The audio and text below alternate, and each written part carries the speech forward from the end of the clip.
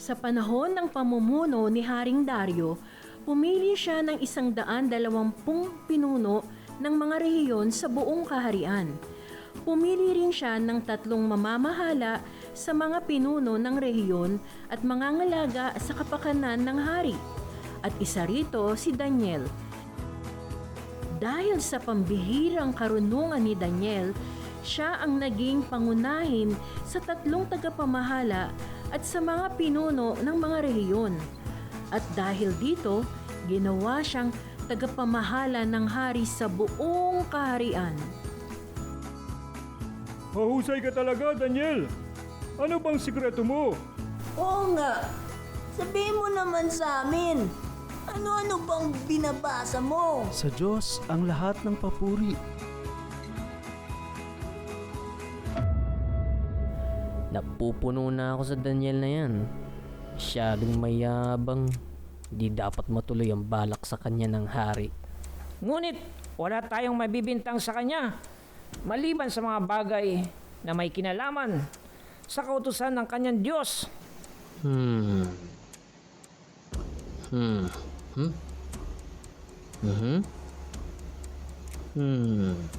Aha! Alam ko na.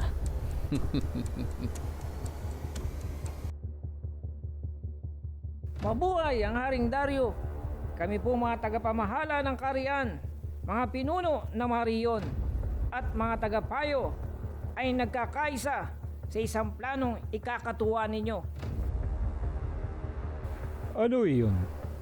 Kami ay labis na namamangha sa inyong pamamalakad dito sa kaharian at maging sa inyong nasasakupan.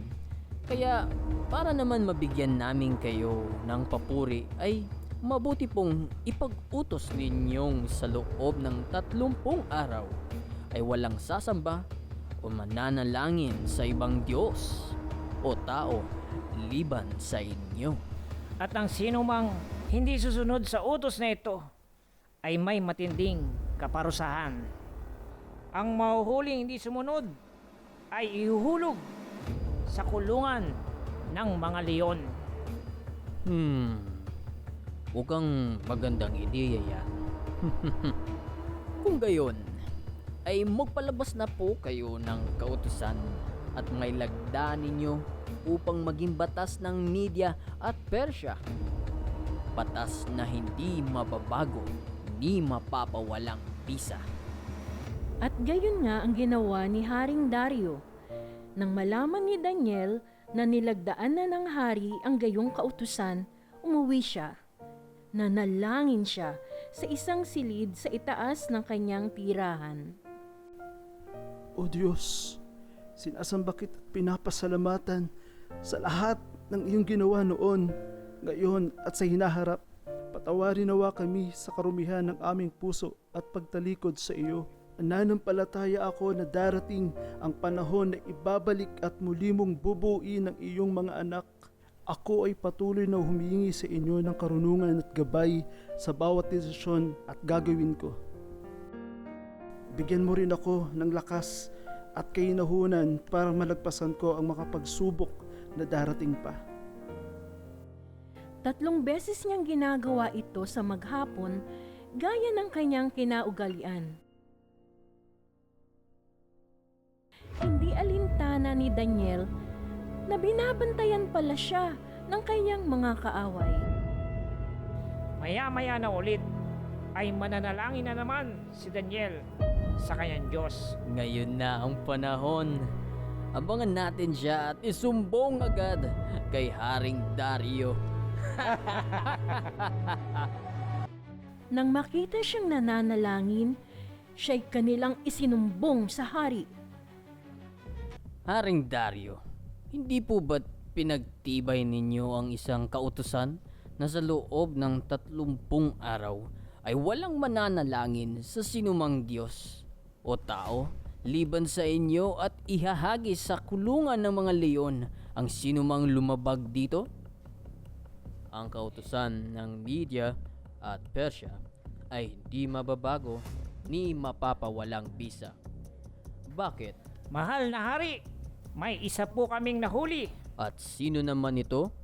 Isa siya sa mga dinalang bihag mula sa Juda. Ang lumabag sa inyong kautusan at 3 beses pa kung manalangin araw-araw. Siya po ay si Daniel. Nabalisa si Haring Dario sa kanyang narinig. Hindi maaari ito.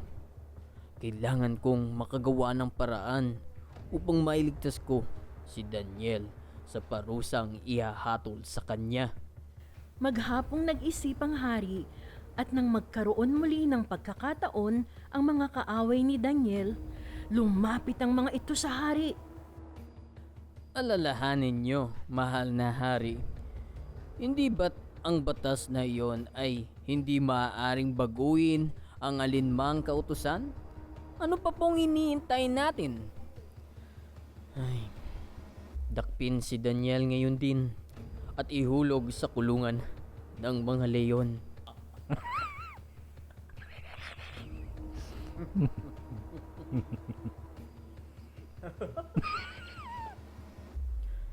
Naway iligtas ka ng Diyos na buong katapatan mong pinaglilingkuran.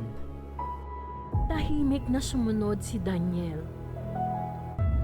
Ang bunganga ng kulungan ay tinakpan ng isang malaking bato. Tinatakan ito ng pantatak ng hari at ng kanyang mga tagapamahala para hindi mabuksan ng sinuman. Ang hari naman ay umuwi sa palasyo. Ngunit magdamag itong hindi makatulog, ni hindi man lang tumikim ng pagkain at ayaw rin niyang paaliw. Kinabukasan, Daniel! Daniel!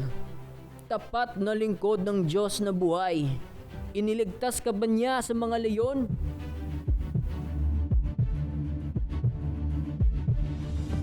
Mabuhay po ang hari.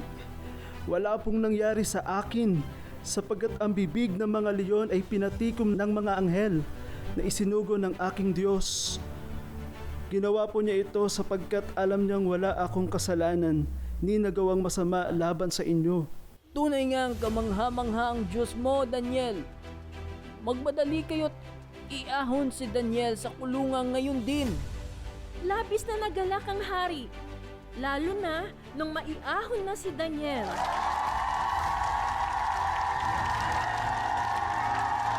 Pambihira!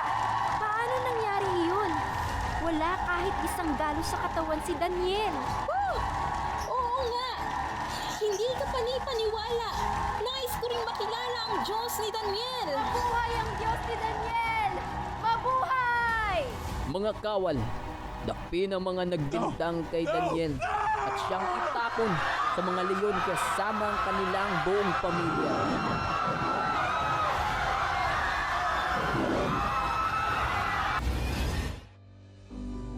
Dahil sa kamangha-manghang pangyayaring ito na ginawa ng Diyos ni Daniel, ay ipag-uutos ko sa lahat ng aking nasasakupan na sambahin ang makapangyarihang Diyos ni Daniel.